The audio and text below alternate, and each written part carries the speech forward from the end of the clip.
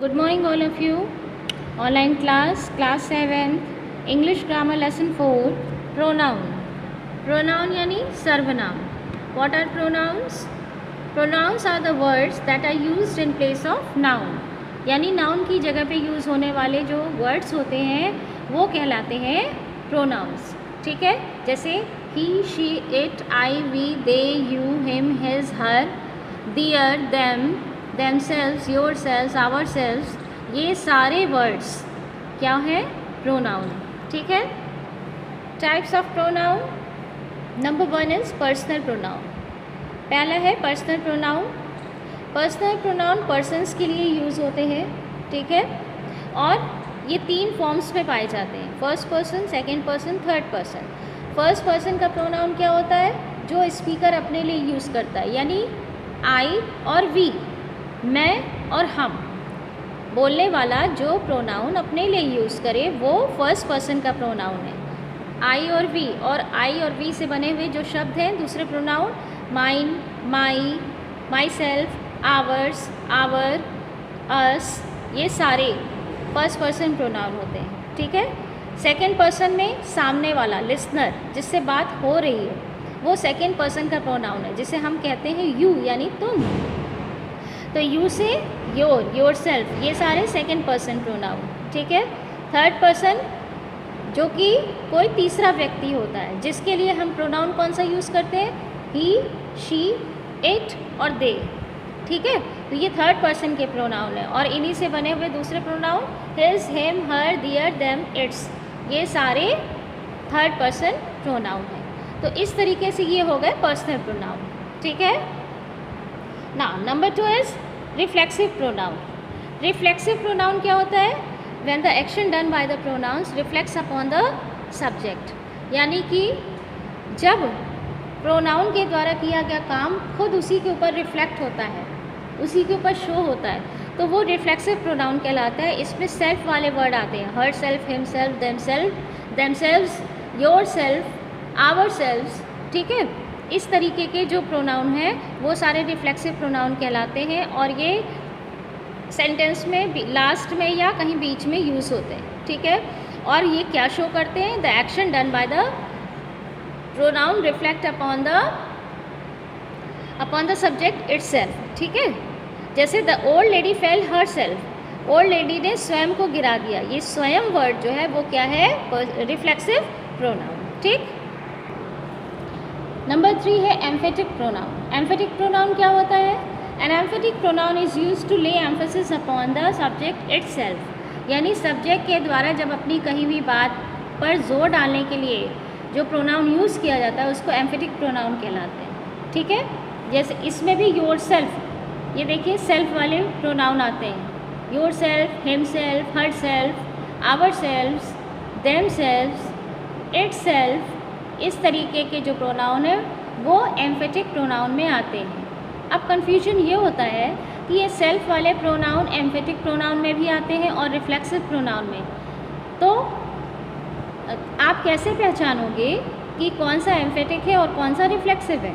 देखिए, सिंपल सी बात है कि जो एम्फेटिक प्रोनाउन होता है वो सब्जेक्ट के ठीक बाद में यूज़ होता है.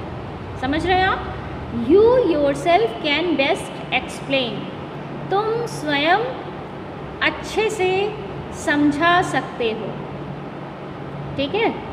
तो जो एम्फेटिक प्रोनाउन है वो सब्जेक्ट के ठीक बाद में यूज़ होता है, और जो रिफ्लेक्सिव प्रोनाउन होता है वो सेंटेंस के या तो लास्ट में यूज़ होता है या कहीं बीच में आ जाता है, सब्जेक्ट के जस्ट बाद में नहीं होता. समझ रहे हैं अंतर? इसका दूसरा एग्जाम्पल देखिए. The town itself is not very large. Town अपने आप में या स्वयं में बहुत बड़ा नहीं है या नहीं होता है. ठीक है. तो ये है emphatic pronoun. Number 4 is demonstrative pronoun. Demonstrative यानी डेमोन्स्ट्रेट करना, इशारा देना, पॉइंट आउट करना. किसको पॉइंट आउट करते हैं? ये उस नाउन को पॉइंट आउट करते हैं जिसकी जगह पर ये लगे हुए हैं. जैसे इसमें 4 वर्ड्स आते हैं, this, that, these and those. This का मतलब ये है, दैट का मतलब वह, दीज ये सारे, दोज वे सारे. ठीक है. तो this is my car and that is your car. This is my car, यह मेरी कार है। तो यह किसकी तरफ इशारा हो रहा है? कार की तरफ। तो किसको पॉइंट आउट कर रहे हैं? नाउन को पॉइंट आउट कर रहे हैं। दैट इज़ योर कार, वो तुम्हारी कार है। ये दैट किसको इशारा कर रहा है? ये वाली कार को, ये भी नाउन है, ठीक है।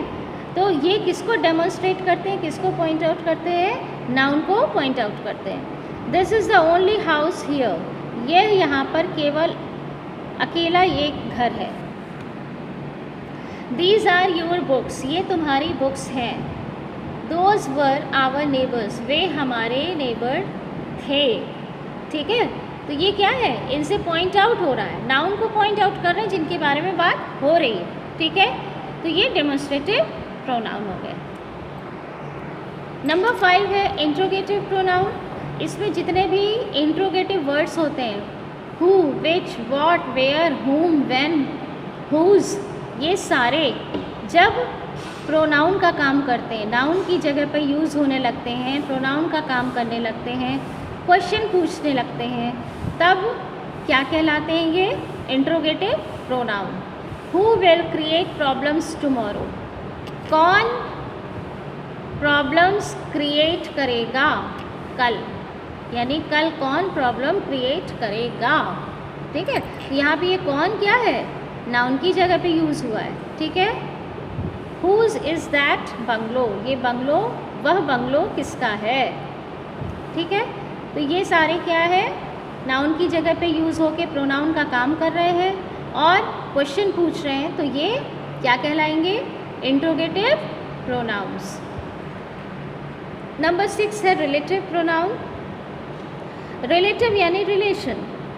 तो ऐसे प्रोनाउन जो कि दो सेंटेंस के बीच में रिलेशन बनाएं या बताएं, तो वो प्रोनाउन कहलाएंगे रिलेटिव प्रोनाउन। इसमें भी यही हु, हुम, विच, दैट, हुज, व्हेन, वेयर, इस तरीके के जितने इंट्रोगेटिव वर्ड्स हैं, यही वर्ड्स इसमें भी यूज़ होते हैं। अंतर ये है कि ये दो सेंटेंस को जोड़ने के लिए बीच में यूज़ होते हैं, ठीक है। इंट्रोगेटिव प्रोनाउन में वो पहले यूज़ होते हैं सेंटेंस के शुरू में, मगर रिलेटिव प्रोनाउन में ये दो सेंटेंसेस को जोड़ते हुए बीच में यूज़ होते हैं। देखिए, tell me the food you want to eat today, tell me the food that you want to eat today, ये दैट लगा है बीच में। It is the mobile phone your father gave you, it is the mobile phone which your father gave you। देखिए, दो sentences के आपस में relate कर रहे हैं, इनको आपस में जोड़ते हुए एक दूसरे को रिलेट कर रहे हैं, संबंध बता रहे हैं। तो क्या हुआ? ये relative pronoun. Number 7 indefinite pronoun.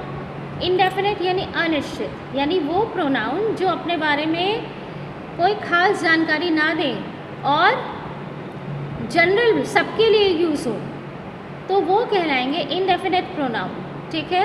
जैसे कि one, many, each, other, few, little, ये सब क्या है? ये जनरल सबके लिए यूज़ होते हैं, अपने बारे में कोई निश्चित जानकारी नहीं दे रहे हैं, तो ये क्या कहलाएंगे?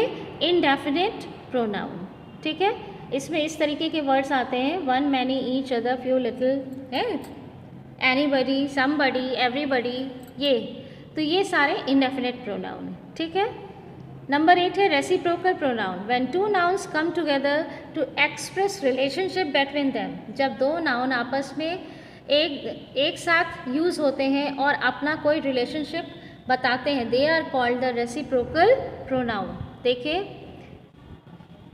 The two boys talk to each other. अब यहाँ पे दो जो हैं वो नाउन आपस में हैं, ईच और अदर, इनको मिला के एक बन गया एक वर्ड, ठीक है।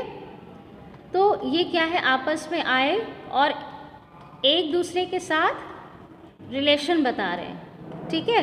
तो रिलेशनशिप बता रहे हैं, तो ये क्या कहलाएंगे? Reciprocal pronoun. इसमें किस तरह के वर्ड्स आते हैं? Each other, one another. देखिए, इस तरीके के प्रोनाउन इसमें यूज़ होते हैं, ठीक है।